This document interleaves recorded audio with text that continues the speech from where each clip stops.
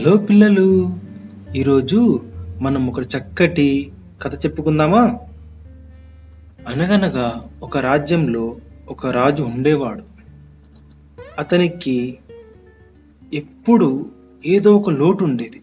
రాజు ఒకరోజు ఆలోచిస్తూ, నా వద్ద కోట ఉంది, బంగారము ఉంది, సేవలు ఉన్నాయి, కానీ నన్ను నిజంగా సంతోషపెట్టేది మాత్రం లేనే లేదు అని అనుకుని అప్పుడు రాజు తన రాజ్యంలో కొన్ని గ్రామాల్లోకి వెళ్ళాలని నిర్ణయించుకుంటాడు.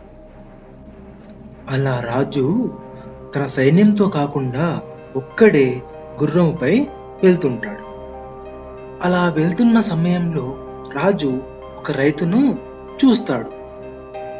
తను పడే శ్రమను గమనించి రైతును పిలుస్తాడు. నీవు రోజూ శ్రమ పడుతున్నావు, అలసిపోవా అని రాజు ఆ రైతును అడుగుతాడు. వెంటనే రైతు, అయ్యా రాజా, నేనెంతో శ్రమ పడుతున్నాను నిజమే, కానీ నేను పండించిన పంట నలుగురు తింటారు, అలా కడుపు నిండుతుంది కదా రాజా, అదే నా సంతోషం, అదే నా తృప్తి అంటాడు.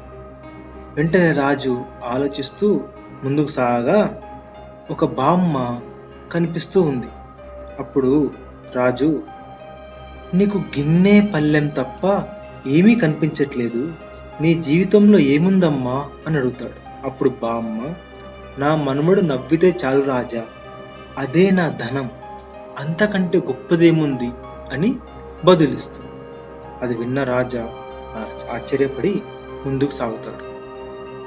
అక్కడ ఒక చిత్రకారుడు రాజు కంట పడతాడు. అప్పుడు రాజు, అయ్యా, నీ బొమ్మలు ఎవరన్నా కొంటారా అని అడిగాడు.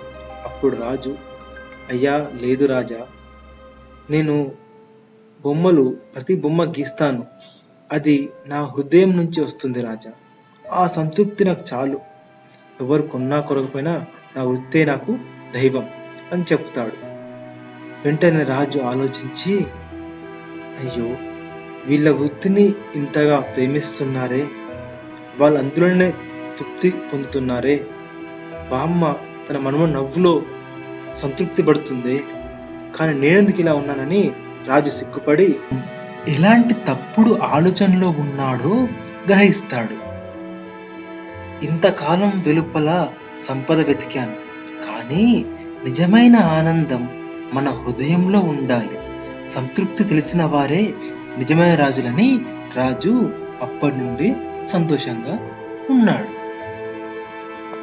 నేను మీకు ఇలాంటి కథలు బోలెడు చెప్తాను. మీరు దానికి ముందు మన ఛానల్ని సబ్స్క్రైబ్ చేసి, లైక్ చేసి, కామెంట్ పెట్టండి. మీకు మంచి మంచి కథలు నేను తీసుకొస్తాను. Thank you.